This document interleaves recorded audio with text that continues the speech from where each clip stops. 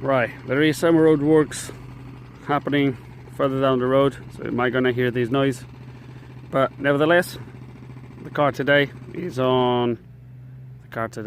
video today is on this 2011, if I'm not mistaken, 2011 BMW 118D, 140 brake horsepower, I think it is. And let me take you through what's going on with this. Hi everybody, all my followers, be welcome to another video. Right, what a piece of honestly, this car is so messed up. The first thing I've noticed when I opened the door was this noise. Can you hear this? Look at that.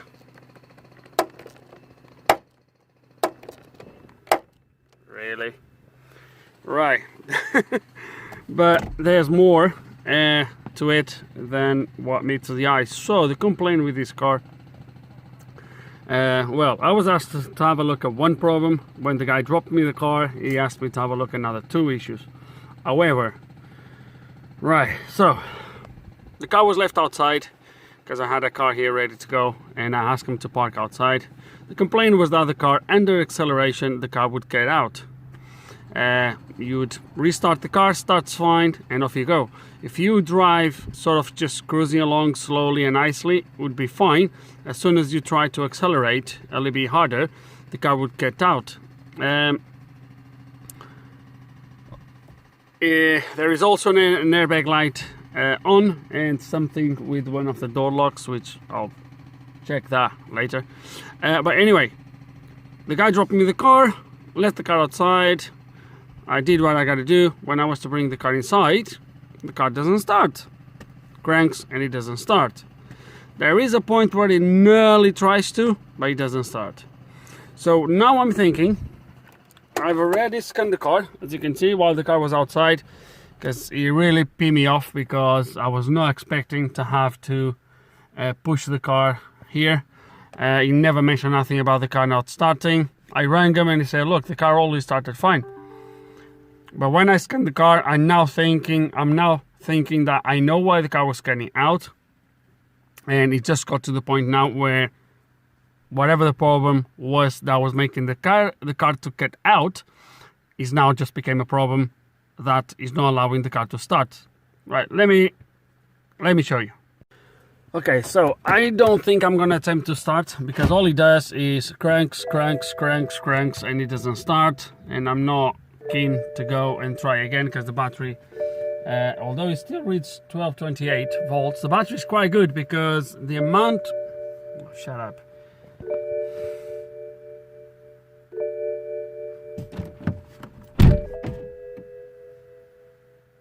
Okay, so airbag light, as I said, doesn't matter for now, but as I was saying, the battery is really good because the amount of times I tried to start this thing while the car was outside, man, I've tried probably over 10 times and it just doesn't start.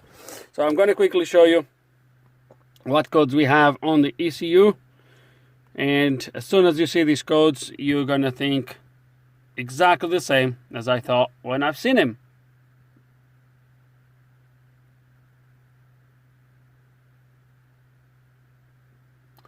Right, they all show absent, as you can see. There we go. So now the poor guy is start to die, as you can see. So I was asked to look because they were saying that was the code inside, which was this: diesel electronics internal control, DDE control unit internal. There's two codes, and they said to me maybe the software is wrong. The guy didn't really knew what I was talking about. But as you can see here, look, rail pressure, plausibility, delivery controlled. Rail pressure, plausibility, delivery controlled. Same again, all different codes, same again. Rail pressure monitoring on engine start. Fuel pressure, pre-supply pressure control. Fuel pressure, pre-supply pressure control. Internal. And then the last one, oil pressure switch, not to worry about that. As you can see, is all for fuel pressure. Now, let's gonna do one thing. I probably should put the battery on charge. Well, I will be putting the battery on charge, but I should probably do this before I try this. So okay, so pre-supply, this only comes on when you actually crank the car. The fuel pump stays off until you crank. And then you have the rail. So look at the last two. 299, so 300 bars is what these engines usually want. Any common rail usually is around this pressure that wants to see. We have pretty much nothing there. And now you're gonna see that when I crank the engine, let me press this, let me start it up. You see, it's nearly tried to go in, but it doesn't go above about 130, so I'm gonna stop. So it gets to about 130 and stops. As you've seen up there, we had, I didn't mention, but hopefully you have seen, I'll do it again. We have 5 bars, which is pretty much what you need on the pre-supply. But as you can see, we have an issue on our common rail. So, do we have a bad pump? Do we have a bad injector? Do we have, what do we have? Don't know. Let's go to start to dig into this and see if we can get this running. The airbag issue is going to be a separate video. Stay tuned. It might be that it makes it into a video, might not, I don't know yet. But yeah, but for now, let's gonna see if we can get this thing to start. Okay, so right, actually, before I even carry on with this, found the issue with the TT. Fuel pump is gone. I was about to upgrade the fuel pump anyway, so now that I failed, I'm gonna get it. Actually, I just bought one, 300 liters per hour, way better than the original one. Anyway, that's nothing to do with this video, just thought about mentioning it.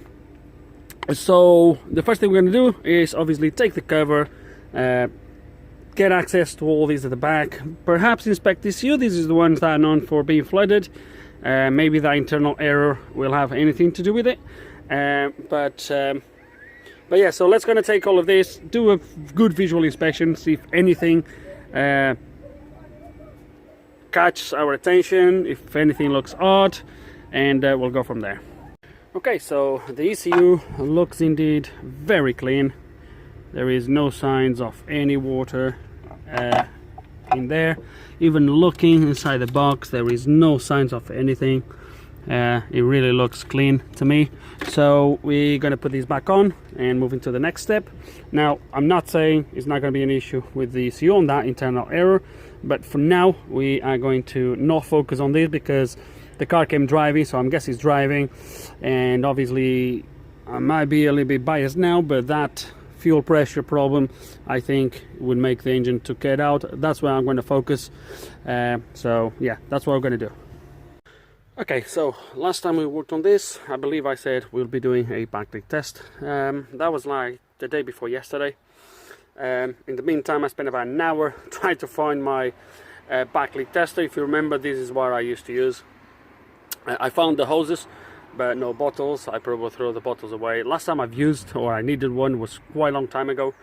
So I didn't have bottles at hand to quickly put one. I could have used some sort of containers anyway, but anyway, it starts getting dark as well, so I kind of stopped there, and I decided to bite the bullet and invest a little bit on something else, which you guys already know what it is. So we're gonna try it for the first time. That's what we're gonna use. So we're gonna get it all set up, do a backleak test on the injectors, and see if we have an injector problem or if we have multiple problems or whatever we have.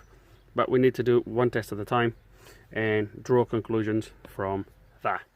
So let's gonna get everything set up and do this test. Okay, no very good start for the first time I'm using this. For some reason I couldn't get these things on top of the injectors. Looks like the rubber seal, seal around here, the O-ring is just a little bit too thick to get through there. So I've used my hold pipes, as you can see, all connected. Okay, and then I just connect them here at the bottom, which doesn't really matter, it's the same thing. And obviously we blocked all of this, all four, and now we are ready to give it a go and see how bad it is. Okay, so I put the phone here on top of this car, and now the battery should be fully charged because I had it on charge the day before yesterday. And by the way, on the bottles, it's going to be 1, 2, 3, 4, and it's going to be from the back of the engine 1, 2, 3, 4. I don't know if that's the order. That's the order I connected it. Doesn't really matter for this test. So that's how I've connected. So let's going to give it a go and see how it is, and I'll leave you to watch it.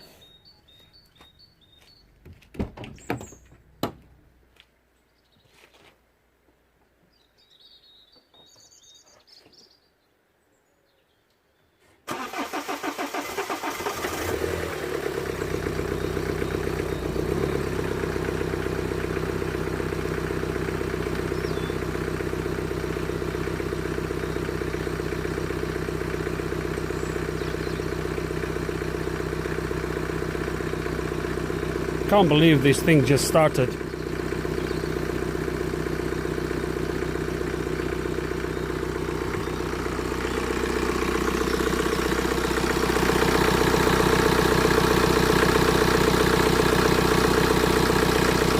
And so far it looks good.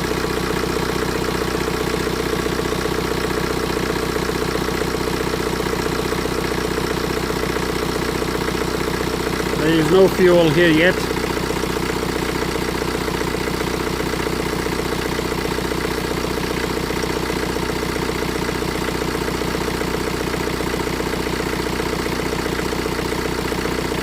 Wow, how come?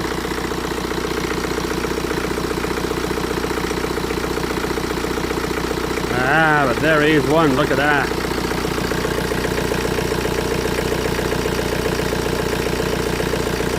Oh, look at that one. So we have at least two for the second one. And the last one, so this one just comes through now. Oh yeah. We have at least two that are quite bad.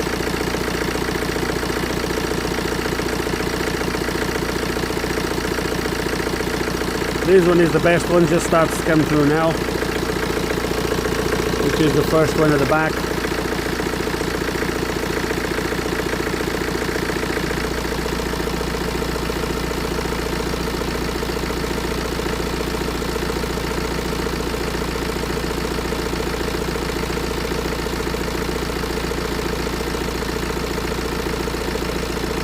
Now I'm gonna leave it running for a little bit because there's something else I want to see as well. So I want a little bit of fuel on those bottles. But yeah, I can't believe the thing just started. I was here the day before yesterday, tried until the battery was nearly flat and I couldn't get the thing to start. And now I got here in cold and it started straight away. That's strange. Okay, let's let it run for a little bit longer and then have a look at something. Right, just a quick thing as well, because while we are on this, even when it starts now, I've tried again a couple times, and even now when it starts, it's not that quick. Firing up is like if it's cranking to build the pressure. Look, listen to this.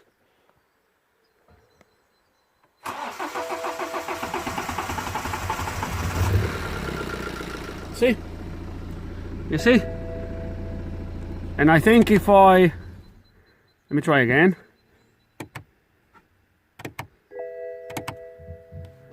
Let's try again.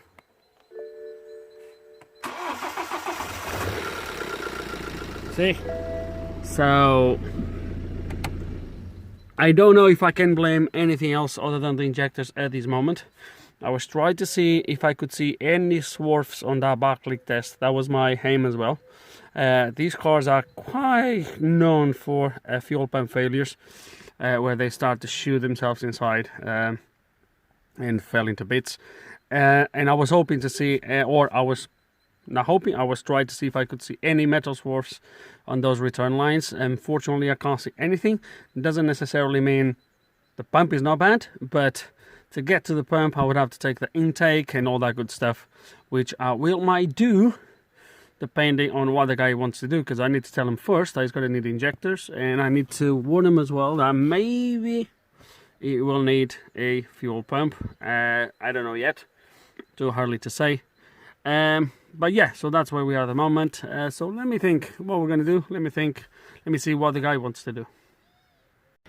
Okay, and working on the BMW again today, and the news are not very good. Actually, the news are very bad, but we have the go-ahead to fix it, so we're gonna fix it. So we saw the injectors back leaking quite badly, at least 2 of them. So at this point, I thought, okay, we have injectors, but before I speak with the owner and actually tell them about the injectors, and then perhaps could be something else, I just thought, let me check the fuel pump. These fuel pumps are a little bit known for breaking down and start to put metal swarfs into the fuel system. And better and behold, look what I found. First of all, I took this cap here. I have a piston, spring-loaded piston, which is right on the floor. Okay, and then right there you have this thing. Okay, that runs on a sort of eccentric sort of lobe, and this goes up and down and compresses the fuel. And look at that. Was already start to come through here. Look at that, how bad this is. Really bad. And when I took the regulator off, let me show you.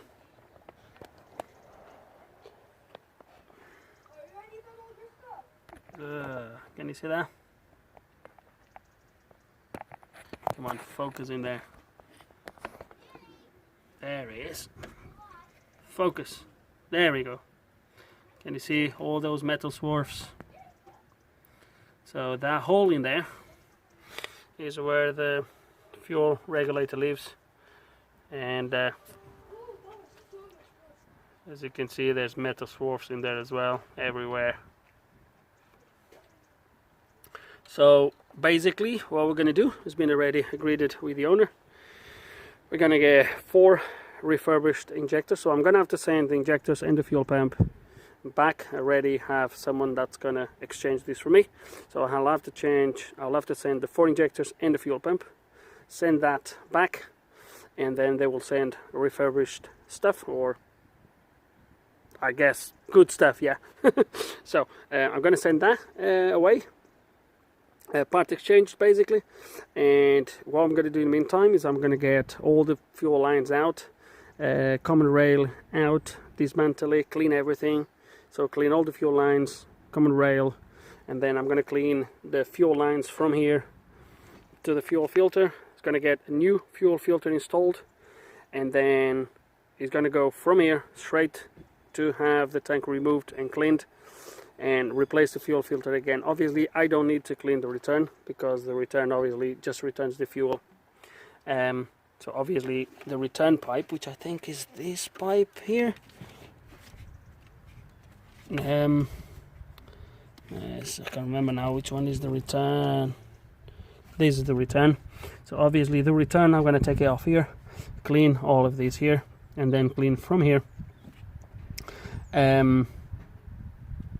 Well, the return I don't really need to clean it, because all is going to happen is we'll clean this area here, but then all the rest will just push fuel back into the tank.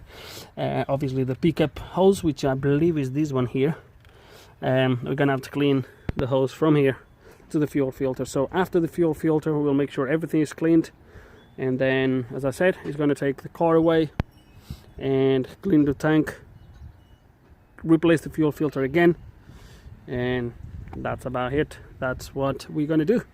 So that's the plan. Not really cheap, about £150 or 147 pounds per injector, and the pump I think is about 500 quid for the pump, or just over 500 pounds for the pump, plus all the labor involved. We're gonna need a tool to remove this fuel pump, which I don't have. So you have a small cover here at the back. It's a little bit tight, but it's doable. There's a cover here at the back. You need to take this cover off, and then there is a tool that you put here into the shaft of the fuel pump, and that is a kind of a puller that in this case doesn't push the fuel pump out of the sprocket, and then you can take the fuel pump. Without that tool, it's pretty much impossible to take the fuel pump out. But yeah, that's what we're going to do. I don't have that tool. A friend of mine is going to come with one and is going to help me take these out. So we're going to take it off, and that's it really. That's where we are with this thing.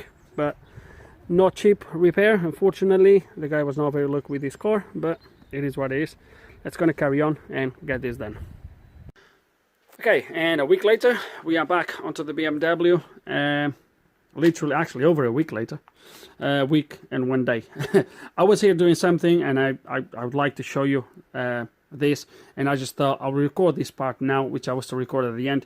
But anyway, it's gonna be just me talking, take you through some important bits that I think you should go through if you take this job, and explain to you how things are gonna work.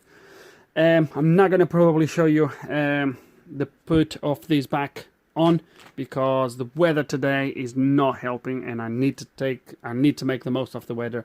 Try to put as much back as I can, hopefully even finish it if I could, but we'll see how the weather goes.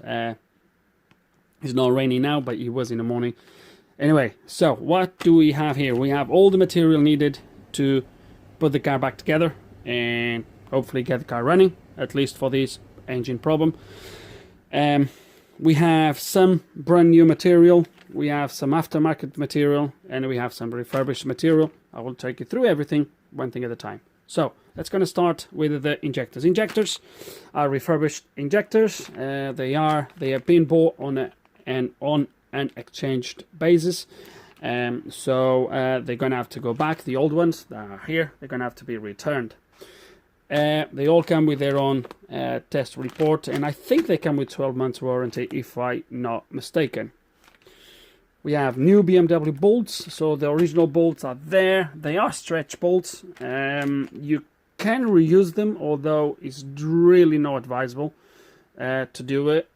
So I just bought brand new ones. They cost about £9 from BMW.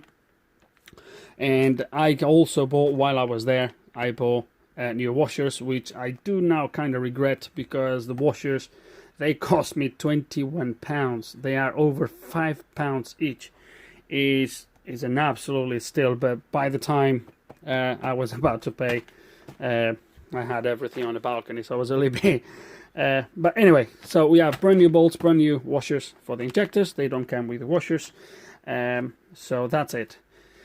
Important bits for the injectors, obviously we're going to clean the pits where the injectors go, make sure everything's clean so the washer and the injector sits properly at the bottom.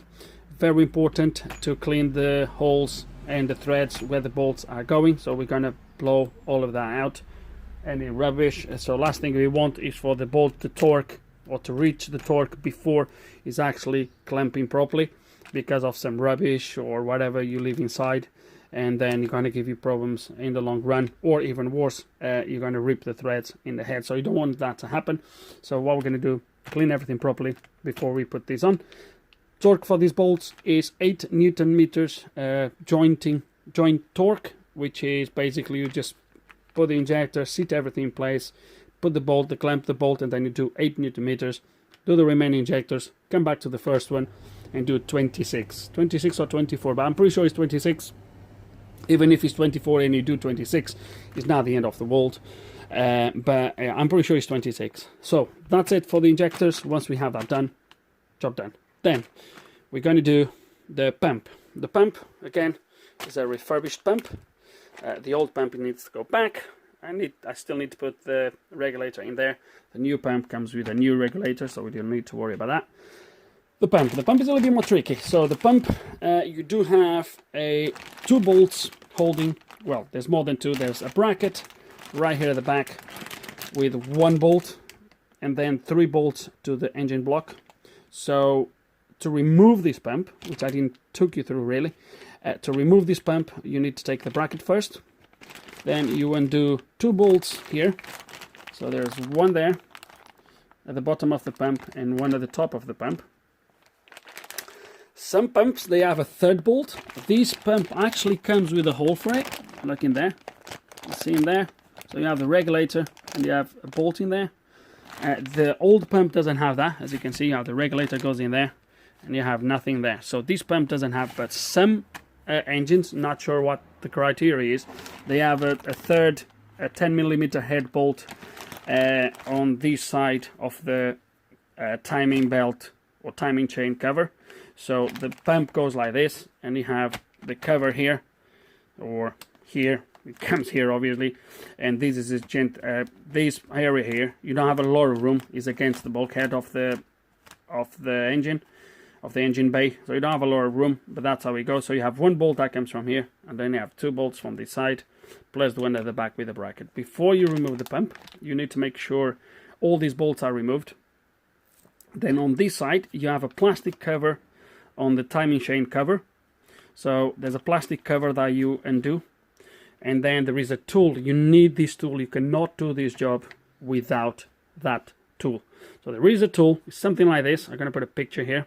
So you need this tool to, and basically what you do is you take that plastic cover off, and then you screw the tool in place. And what the tool is going to do is it's going to grab into the sprocket, and it's going to hold the sprocket in place.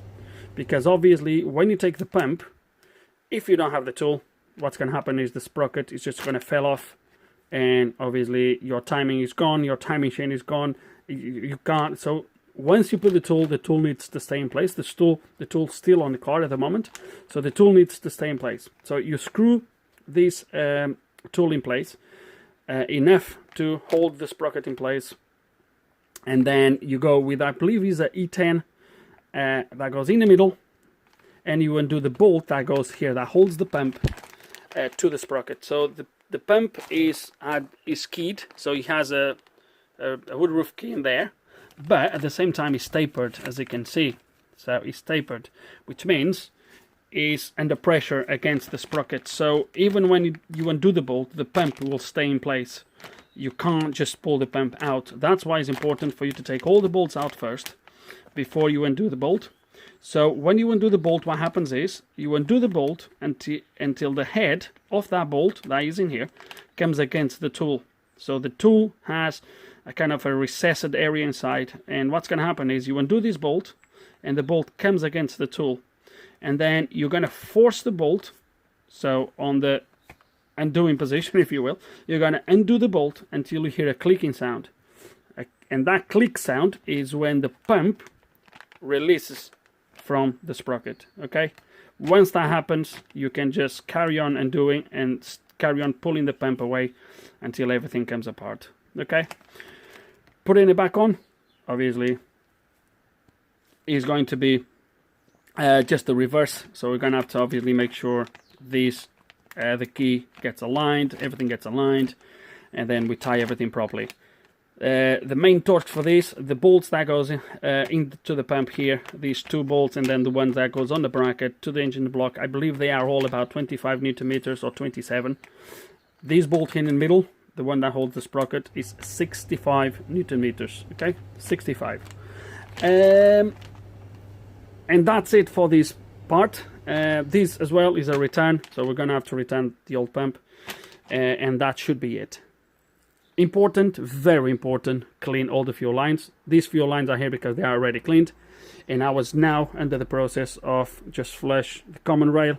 Was a little bit of swarf inside. This has been cleaned. The pressure sensor has been cleaned. I was now in the process of cleaning the regulator, and I just stopped to show you that. As you can see, are you going to focus? Look at the amount of swarfs we have here. Look,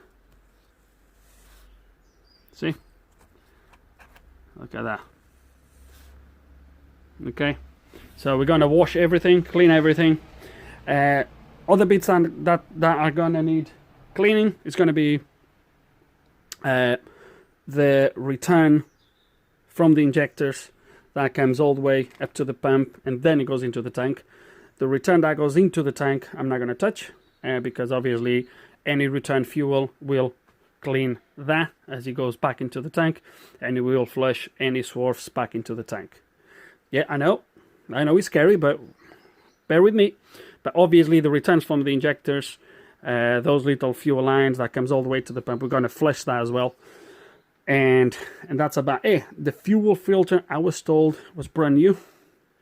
The guy was actually a little bit against me doing what I'm going to do, but I told him that's the only way I'm going to do this job. If you want me to do it, that's how you're going to do it. So he ended up agreeing with it. But the fuel filter apparently has been replaced along with the sensor. These sensors, they're now being replaced. This one looked quite clean, but then on the underside you can see that it's not brand new. I think I know which sensor they replaced now. Let me show you, because I found this on the engine bay. So I think this is the one they replaced, which I believe is the pressure sensor for the manifold. Anyway, so I guess they replaced the fuel filter in that, thinking that would fix the problem. Obviously it didn't. Anyway, so the fuel filter is new. So what we're going to do, so we're going to again clean the returns, then from after the pump to the fuel tank, the new fuel or the fuel will just flush everything back. The fuel filter is new, so after the fuel filter to the pump, I'm going to presume everything is cleaned.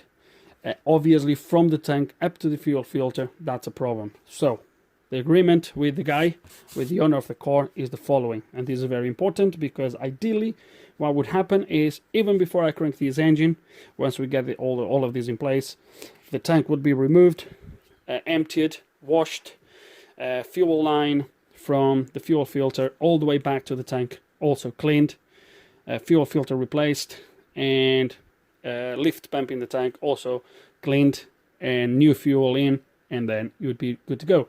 Because I don't have the conditions here to drop the tank, what's going to happen is, so we're going to do all of this, refit everything, and the fuel pump, the fuel filter is going to be replaced. There's two here for a reason, which I'll explain you. So I'm going to replace the fuel filter. The reason I'm going to do it is if there's any particles that are obviously pushed against the fuel filter should be able to catch anything that remotely can make any damage anyway. But obviously, as the lift pump in the tank carry on pushing fuel, it's possible that some particles will slowly move across the filter and will end up coming out and going to the pump. So, but the fuel filter there is new, so we're going to put a new fuel filter. Then I will start the car here. I go for a drive, test the car. If you guys remember the start of the video, I mentioned the main issue with the car was that the car was dying under load. Although when he dropped me the car, I could not even start the car. But you have seen the car would take a little bit to start, a little bit. It wouldn't start straight away. So, but anyway, but the main problem was under load, the car would die. Actually, when he dropped me the car, he said from the city to here, which is about 5 miles, if that. He said the car died 4 or 5 times. So you would have to drive really, really gentle. So we're going to test the car. We're going to do a few pulls, make sure the car drives okay, which there's no reason why not once this is done. And once I'm happy with that, we're going to drive back in, stop the engine, leave the car off, repair the other issues, so the door lock, the boot, and the airbag, which separate videos for that. And then he's going to take a second fuel filter with him, and the agreement is he's going to drive from here straight to, I don't know who's going to do it, but he's going to drive straight somewhere where all that work is going to be done. So the fuel tank is going to be dropped, washed, dried, fuel lift pump cleaned, fuel line cleaned from the filter all the way back to the tank, new fuel filter again, and then clean fuel, and then yes, we'll be ready to be driven. Now, that was the agreement. I know it's probably an overkill to change so many filters, but I feel more confident if we do it like this, and that's the main reason why I didn't want genuine fuel filters, because obviously if it was genuine fuel filters, this will be a way more costly repair, but hopefully this will be more than enough to cope with any swarfs that might be pulled out from the tank into the fuel filter. Again, fuel filter is new in there. We're going to put another one before we test the car. After the car is tested, it's going to take another fuel filter, and that's how it's going to work. So now I'm going to finish to clean this. Another quick thing before we put everything back on, obviously we're going to take this opportunity to clean the intake ports and to clean the manifold. There's a little bit of gunk around it, carbon, etc. So we're going to clean all of that before we do it. What else? That's it for this job, I think. So I think the next time you're going to see me is going to probably be when I'm bleeding the system, the fuel system, and hopefully ready to attempt to start the car. So that's it for now. That's what we're gonna do. What else? Yes, if I did forgot anything at this point, hopefully throughout the assembly of everything I will remember, and hopefully on the next clip I will catch up. But I believe I captured everything, the most important bits about cleaning, torques, about the pump, how to remove the pump, how to put the pump back on. Again, without that tool you're not going to be able to do this job. And again, the tool needs to stay in place once you take this. Again, the tool is still on the car and it can't come off until you get this pump back in place and tightened. So that's how it is. There's no other way really. That's it, guys. So 15 minutes talking. 15 minutes talking is more than enough. So with no further ado, let's go and do this and see you shortly. Okay, one quick thing that I found as I was thinking through and preparing everything to start to put it back on, I had to turn. So as you can see, the key on this pump, this is how the pump left. I have never turned the pump, so it came like this, facing this way. So the pump is resting here and the key is there. This one was facing down, so I had to turn this half a turn to put it up into the same position, because obviously you can't turn the sprocket on the engine, so you need to make sure the shaft is in the right position, so these go straight into the key of the sprocket. So I just thought about mentioning that. Yeah, that's it. That's the only thing I think. So let's gonna carry on. Okay, just a quick catch up here. So I just finished to put the pump in place. Well, I've done more than that, but I can see the pump is in place, the cover at the back is in place. This is the tool. Okay, I've seen some tools where actually there is a thread here and there's a bolt that goes here at the end, and you can actually use this bolt. Once you undo the other bolt, use this bolt here at the end to actually unlock the pump. But the principle is the same. So as you can see, the bolt just goes against that lip in there, and that's what forces the bolt to push the pump. Anyway, all is in place. It's a nightmare to get the right torques because you don't really have the room. I actually had to take all of these out. I just put it back in now because I had no angle for the torque wrench to go in there, but ended up managed to do it. I still have the torque wrench obviously to do the rest of the stuff. So what I've done next, guys, is, let me see if I can show you here. So the bits are all cleaned all the way down. These holes where the bolts are going are also cleaned. So we are ready to put the injectors. The injectors are actually there. A pen to record the injector code and the position where it goes. Remember, we're gonna have to code the injectors back in because they are different obviously. So record all of that. So I'm going to do all of that quickly while the weather still helps, and yeah, that's what we're going to do. I just thought about catch up here now to let you know where we are. Okay, and injectors are all torqued down. I'm starting to put the fuel lines, start to put things back on. But while we were here, I just thought about check glow plugs. So I've checked every single one of them, okay, and they are actually all good, all around 1 ohm or 0.9, somewhere around there, which means they are good. I can't remember if there's any codes for glow plugs. If there is any, that's going to be the module. The module is easy, or is easier to reach over there. Obviously, once the manifold is in place, you can't really do the glow plugs, but they are good, so that's a good thing. We don't need to worry about those. So let's going to carry on. Okay, another thing I just thought about it while I was putting the high pressure hose. I've done many times these jobs in the past, you know, the cars, even on these cars, and I think I never really mentioned the torques for this, or if I did, I don't recall. Anyway, this is supposed to be 24 Newton meters. I usually do this by hand. To do this, you either need an open socket or you need one of these kits, an open spanner, a torque wrench open spanner. With those you can obviously do the correct torque. I don't have that. This is conical, so you don't need a lot of pressure. 24 Newton meters is really not low. So it's just a tight fit, snug it, tight fit a little bit, that's it. Don't go crazy and it should be fine. So, but if you really want to be anal about this, yes, you need a torque, it's 24 Newton meters. Okay guys, so that's it for today. It's already dark. So finished put, all back together, apart from these covers here, but everything else is done, connected, plugged in, etc, etc. Just finished doing the fuel filter. So the old fuel filter is there, just draining, and yeah, a hell of a job to get underneath there, but it's all done. And where's the box from the old, from the new one? Oh, it's in there.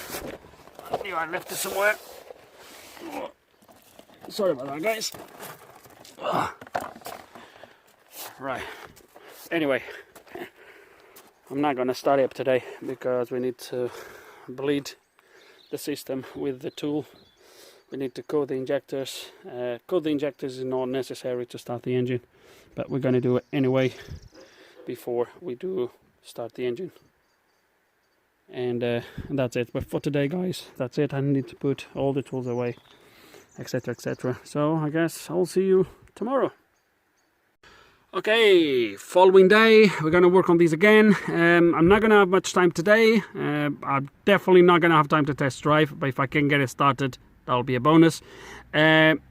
Quick couple things. One, I forgot, intake torque in the manifold to the head is 15 Newton meters. If you have M7s, if you have M8s, it's 22. That's what it is. So 15 or 22 depending on the bolts you have. That's the torque for that.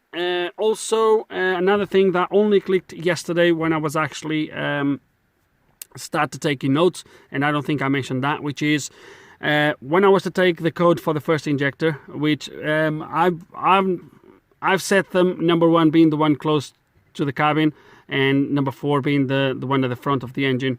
I don't know if that's the order how you program them until I get into there, but anyway, for me, is the way I've done it. If it's the other way around, I'll just swap it around as I code the injectors. But when I was taking the code for the first injector, it crossed my head that if these injectors were reconditioned properly, they should come with a different code. Obviously, the code on the top of the injector was from when the injector was new. If parts have been replaced internally on the injector, a new test flow on the injector should reveal different quantities than when the injector was new, and therefore the machine that does the test should issue a new code. And bear and behold, when I went to check, there is our new code. Okay, so if you have reconditioned injectors, if they have done properly, you should have a different code than the one stamped on the top of the injector. And obviously I have a different one for the other injector, as you can see in there, and so forth. Okay, so I'm going to quickly program the injectors, then we're going to bleed the system. Should have a procedure in there to bleed the fuel, then we'll try to crank this, see if it starts. Okay, just for you guys that are interested, so the way I labeled the injectors when I put these numbers here on these papers was not actually the order I've checked now, and I want to put the information out so we get this correct. It was not the actual order of the programming. I didn't know if it was or not, but this was the order I installed the injector. So I installed the first injector close to here, then number 2, number 3, and number 4, the one at the front. That's the order I installed them, and that's how I recorded here. But actually now, when I went onto the tool, you can see number 4, ASA D7NA, and I took note of the first injector I removed close to the cabin side. That was the one, and obviously now I can see that number 1 was 4. So to me that tells me this is number 4, and the way you actually program it from front to back, or front to back, yeah, front to back, 1, 2, 3, 4. So I already changed every single one of them, as you can see. So what we're gonna do now is quickly program the injectors and then bleed the system. Okay, so let's just double check that the injectors are being programmed correctly, and we have all the new values in there. There we go. So all the new values. So if you see the other values, these are the new injector values. So injectors are programmed. It's going to go to the next step. And here we are on bleed the fuel system. So we're going to perform this procedure. We're going to do this step by step. And then we're going to attempt to start. So the procedure is running. You probably can't hear it. But I can hear the fuel just going around. It kind of settled now. So obviously that was the air going through the system. So he activates the fuel pump for 3 minutes. The fuel pump in the tank. So we're going to do it, and then we're going to attempt to start and see what happens. 9 seconds left. I'm just going to do it once. I can't hear any more air going around the system. Yeah, okay.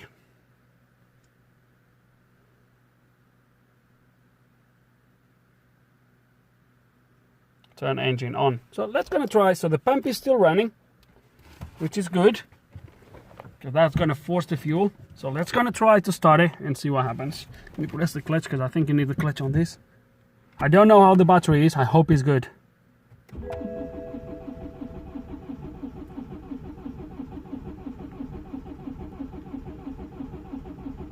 Come on, come on. Is it gonna go or not?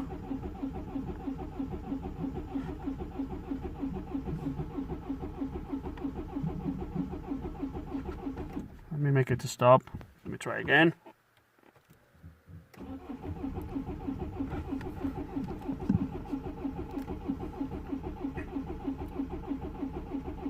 Come on.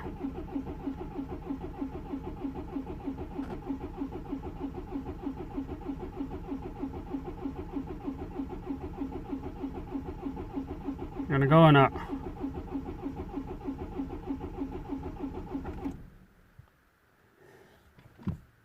Okay, let me do this bleeding procedure again. It's gonna do a couple times until we get this started. There's about 30 seconds left. What I've done here is I came here and I cracked open every single injector. Just to, and definitely hair came out. So, oh, should be nearly finishing. Yeah, 10 seconds left. So now we're gonna do it again and see if it starts. Okay. It's gonna try to start it now again.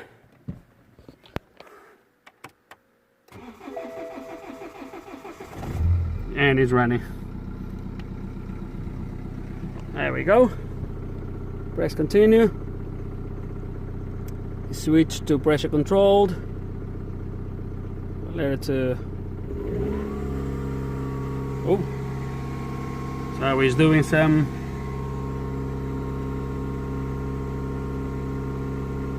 Oh, 10 minutes like this. Okay. Let it to do his thing. And then we'll carry on.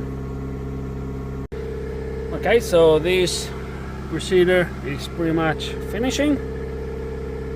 10 minutes later.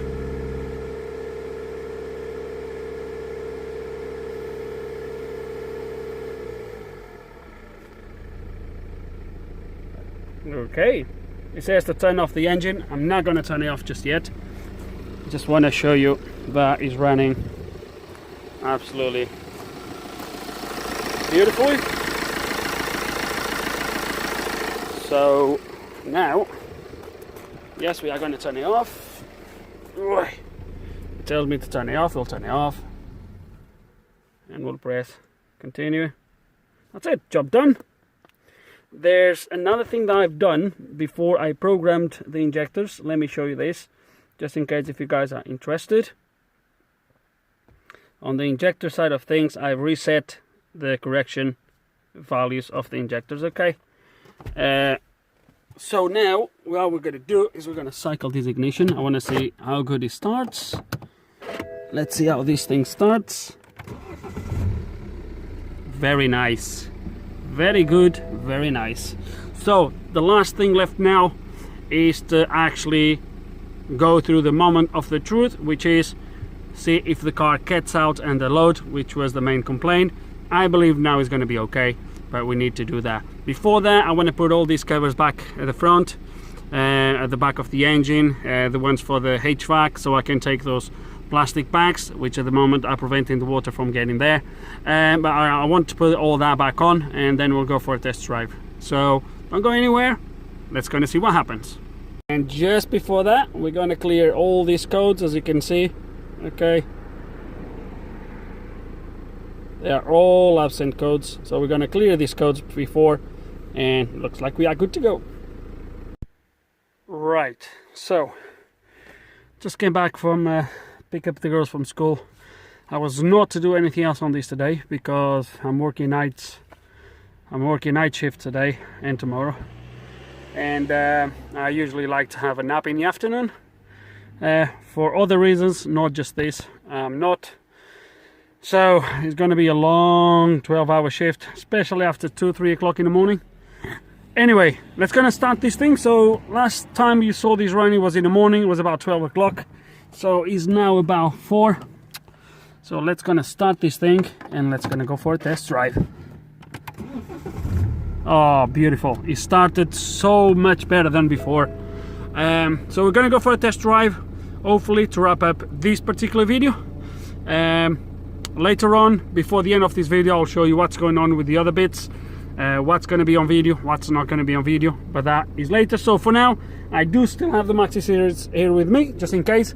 Let's gonna go for a drive. Let's gonna get the car outside somehow, moving some gates around here, because I have one there, I have them 5 in there. So let's gonna maneuver this, get the car outside and go for the test drive. Okay, so let's gonna go. Hopefully the phone is not gonna drop on the floor, because this support is a little bit temperamental, but we'll see how it goes.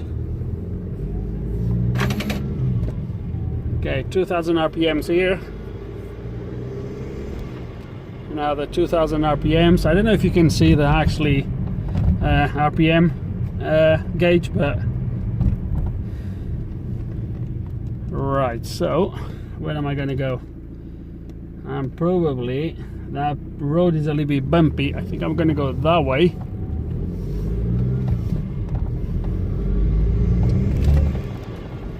Okay, boost is here. It's fine. It's boosting okay. Right. I probably should be going, should be looking at some live data, but I'm quite confident that this is a repair. So let's gonna go. Okay, there's a kind of a stretch here. I'm gonna pull it a little bit, about 3000, 4th gear. Beautiful. No, sorry, 2nd gear, 3rd gear, 3000. Yeah, a little bit off load. So far so good. It looks promising. I'm just gonna turn around off the end of this, well, not the end of the road, there's an intersection there. I'm gonna turn around. I might just gonna go on the road where we tested the A3 the other day. I got this slow guy in front of me, so I can't really pull the car. Now the thing is, I haven't drove the car before, so I don't really know when the car would get out. So I'm gonna turn around. I'm gonna turn here. There we go. And now I'm not gonna go on that road, because that road. So that's gonna turn around here.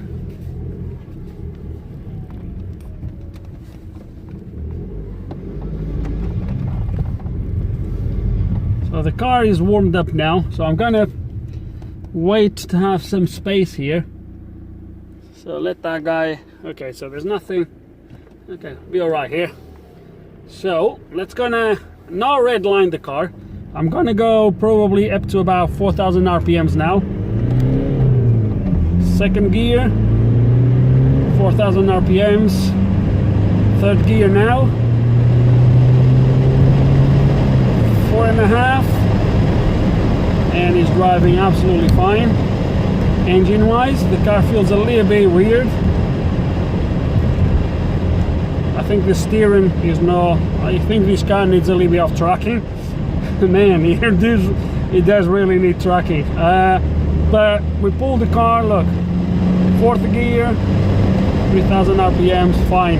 I'm happy with this, and I'm gonna class this as a fix. Let's gonna turn back home now. Wait.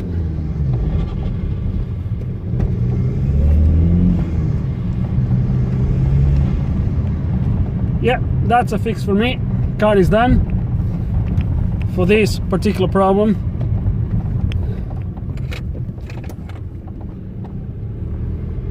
Here I don't want to. Yay! Okay, and parked up again. I knew the phone would fall off at some point. I really need to get a better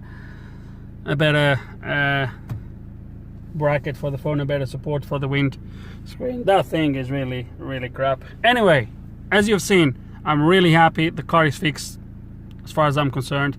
And as I said, and I'm just going to repeat this once more time, the car has been agreed that it's going to go from here, drop the fuel tank, clean the fuel tank, clean the fuel line from the fuel filter all the way back to the tank, clean the lift pump, new fuel filter, new fuel, and then yes, these will be fixed. But for now, guys, that's my bit done. Car is fixed. As for that, guys, that's just the lock. I'm not going to take you through that. I'm not going to go into a video. So I got these out. This was all ripped off.